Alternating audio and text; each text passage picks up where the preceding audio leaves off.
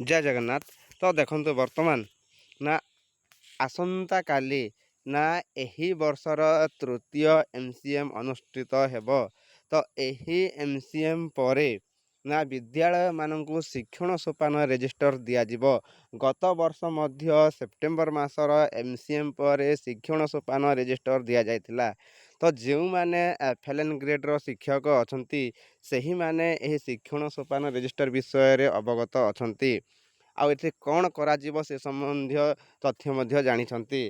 तो एही वर्ष देखंतु एही वर्ष बा आसंता 6 तारिख रे ना एही वर्षर तृतीय एमसीएम अनुष्ठित हेब एवं एही एमसीएम रे ना विद्यालय मानंकु एफएलएन ग्रेड क्लास 1 2 एवं 3 पई शिक्षण सोपान रेजिस्टर दियाजिबो। तो देखंतु मु कहिबी आजिर वीडियो रे जे गत वर्षर शिक्षण सोपान रेजिस्टर आउ ए वर्षर शिक्षण सोपान रेजिस्टर कौन फरक अछि।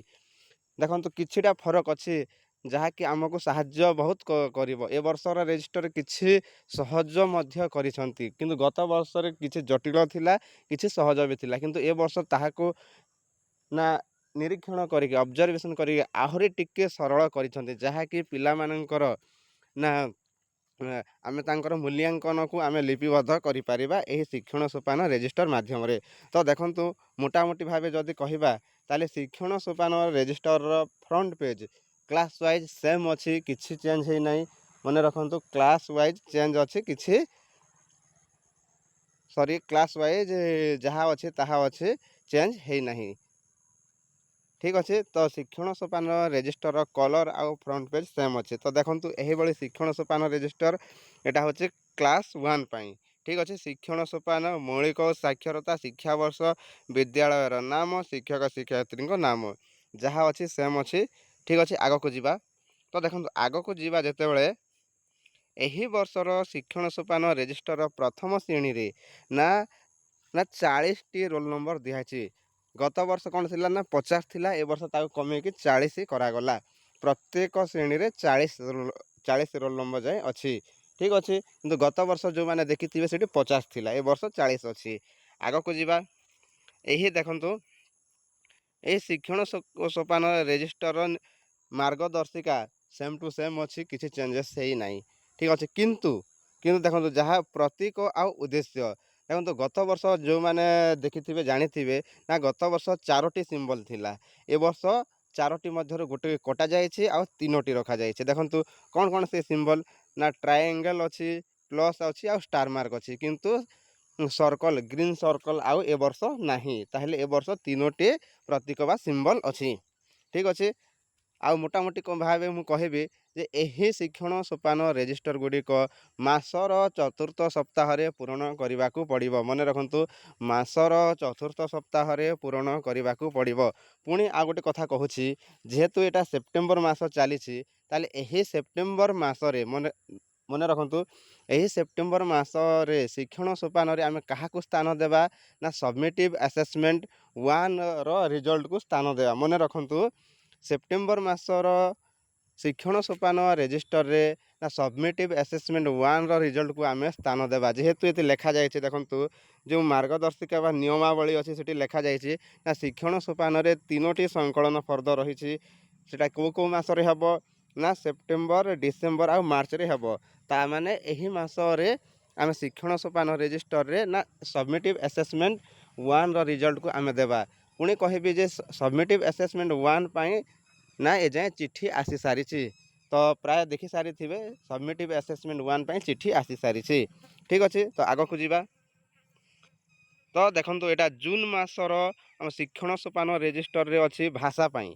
देखंतु भाषा पाई अच्छी जहाँ अच्छी देखंतु जोटा आम कॉम्पिटेंसी जहाँ अच्छी मौखिक भाषा विकास डिकोडिंग पठन बोधगम्यता लिखन सबू अच्छी।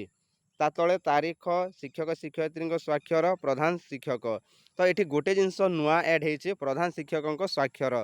तो पूर्व गत वर्षर रेजिस्टर एटा नथिला। गत वर्षर रेजिस्टर थिला सीआरसीसी आउ डाइट कर जो अच्छी तांकर सिग्नेचर पाई सेठी थिला किंतु ए वर्ष नुआ आसीचे जे प्रधान शिक्षकंकर दस्तखत रहिबो। ठीक अच्छे।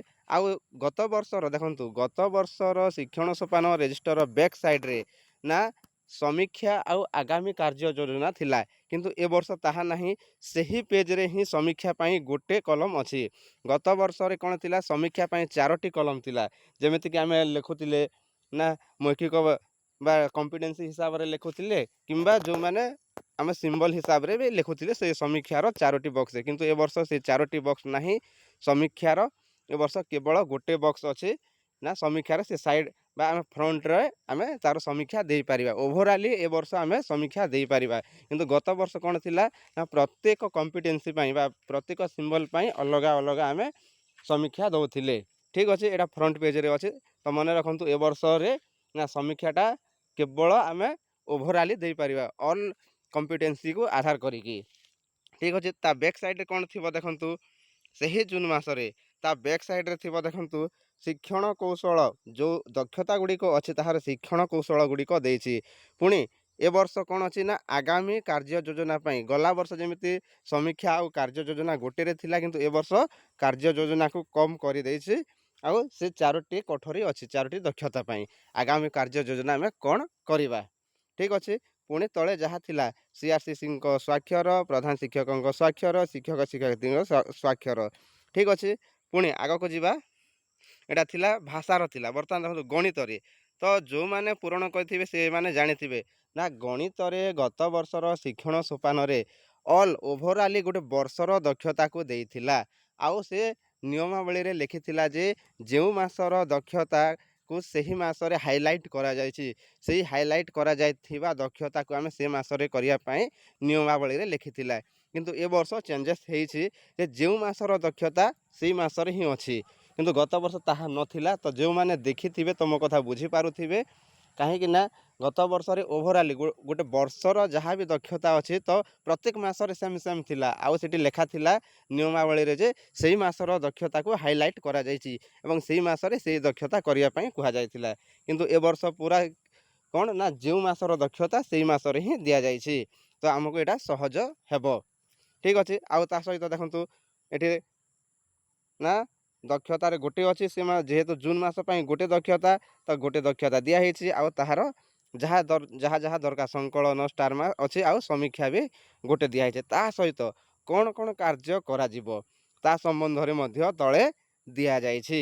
ତ ଏହିଭଳି ଭାବରେ ତ ମନେ ରଖନ୍ତୁ ଏ ବର୍ଷ ବହୁତ ସହଜ ଅଛି ଶିକ୍ଷଣ ସୋପାନ ରେଜିଷ୍ଟର ପୂରଣ କରିବା ପାଇଁ।